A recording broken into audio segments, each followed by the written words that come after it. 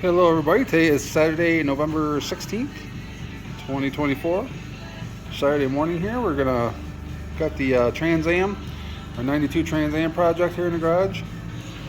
Our goal this weekend is going to get the back end of this car disassembled. The front end's already disassembled. Get the back end, take it apart, and get parts ready to paint.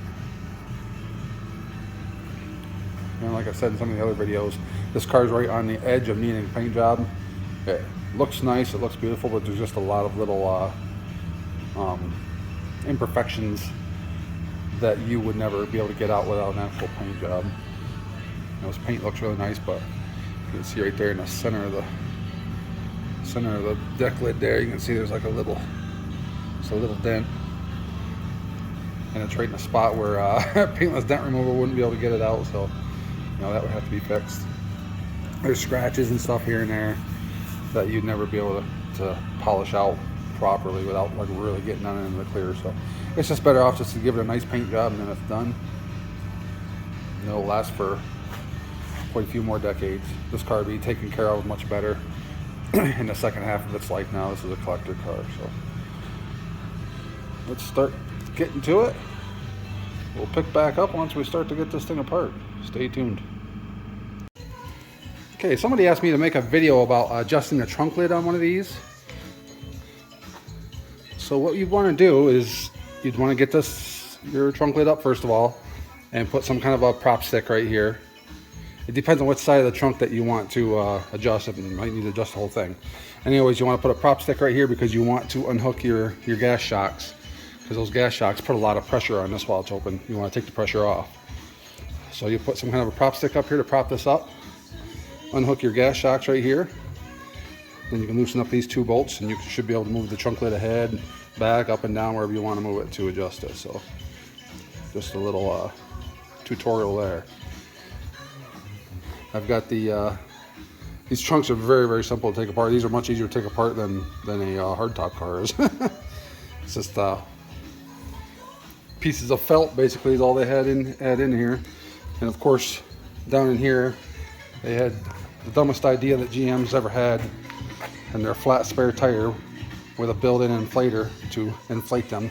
Nothing like getting a flat tire along the road and then you get your spare tire out and that one's flat too.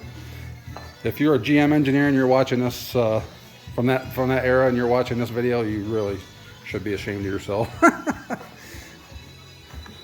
But we got the wires unhooked that go to the trunk lid. We'll keep on tearing her down. Okay guys, this is something that you run into here just to let you know. The last car I had, one of these is the exact same way.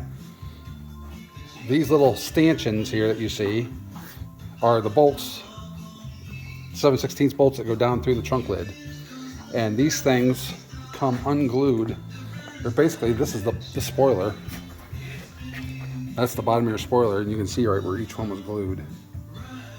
And they come unglued over the years from people slamming the trunk lid, and from age. So this is something to be aware of. You'll have to hold these from the top side and get your bolt off from the inside. And what I'll usually do is clean these up really good. These are basically like fiberglass, I believe, and I'll clean them up real good, sand them down, and use JB weld to glue them back onto the spoiler, which is probably a lot better than the glue that they used back then. And also on the sides here, you have these little pegs that go in, or these little brackets that slide in. There's a little rivet that goes through on both sides. You have to drill that rivet out. And when you go to put this back in, or put this back on, you'll have to put these things in first, and then put your spoiler on, and then redo your rivets in the side. But of course they used sheet metal for these. I never painted them or anything, so they rusted. They just got a little bit of surface rust on them over the years. But I will be remedying that. I'll get those cleaned up and paint them. These brackets that they put on the actual trunk lid that they riveted to the trunk lid, they never rusted. They actually painted those good, so those are good. But yeah, just a little thing to keep an eye out for when you're working on these. Keep on rolling. Okay guys, moving right along here. The bumper's off, tail lights are off. the little side. The way you want to do this, when you do this, you know, if you're taking your car apart, you want to do it in this order. You want to take your rear lights out, and you want to take your back bumper off. And then once you take that off, you can take off your little side ground effects down here. It's pretty simple. I mean, once you start looking to see how it's put together, it's very, very simple. Even a caveman can do it. Look at me go. Just another little tip here for our convertible guys. There's a switch right here that you push down on to open the rear tonneau cover. Mine was broke off, probably from people getting in and out of the back seat, or I'm thinking maybe it happened when they changed the top or something. But you can go right online. So this is my original switch right here.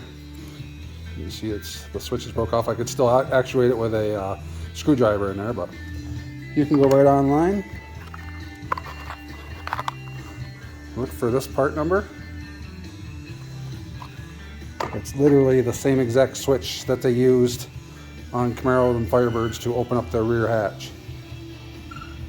It goes right in the same hole. It's got the same exact plugins on the back. So, yeah, just a little pro tip in case you ever have problems with your tonneau cover switch. Stay tuned. The tonneau cover's coming off next. Okay, so this is the part where if you own one of these cars, a 3rd gen convertible, you may want to look away because I'm going to show you how they were really built. And some of you may have a morbid curiosity about it, which is what I have. I remember the first time I saw this, I was pretty shocked, but it's interesting to see now 30 years later. So as you know, these cars did not come from the factory. GM body plants did not build these convertibles. They would make a T-top Trans Am, and they wouldn't put the hatch on it or the glass or all that stuff. They would send a regular T-top body car to ASC Corporation, American Sunroof Corporation, and ASC would do the conversion over to a convertible and then send it out to a dealership to sell. So ASC would get these cars in and literally chop the roof off of it and then do the rest of the conversion.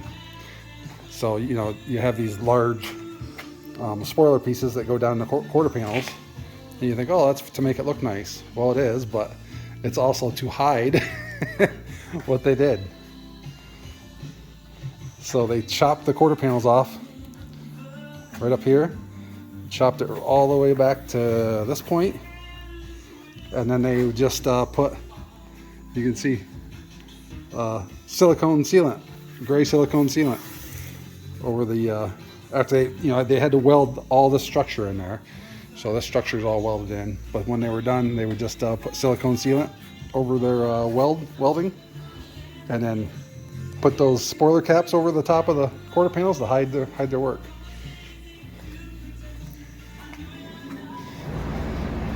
See the same thing over here. They got to this area and they must have ran out of silicone. But you can see the MIG welds there. That's MIG weld, spot welds.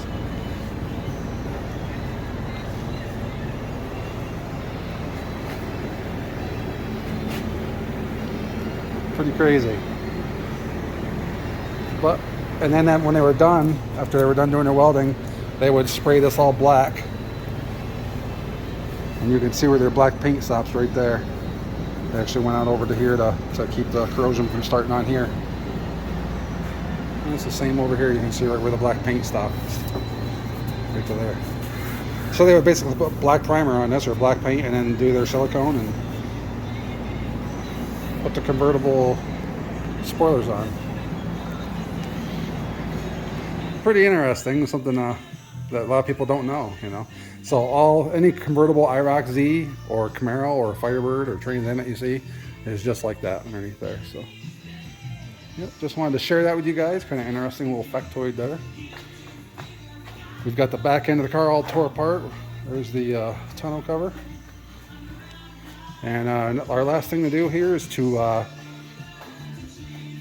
get the interior out. Well, at least the seats. We're going to get the seats out so I can get this these quarter panel trim off, because there is a bolt inside there that you have to get these the lower ground effects off.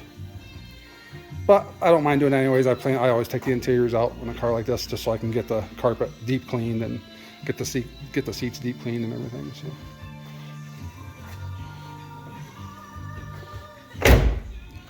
So that's where we're at. Stay tuned. We'll keep moving along on this thing, turning it down, making it worse and worse and worse.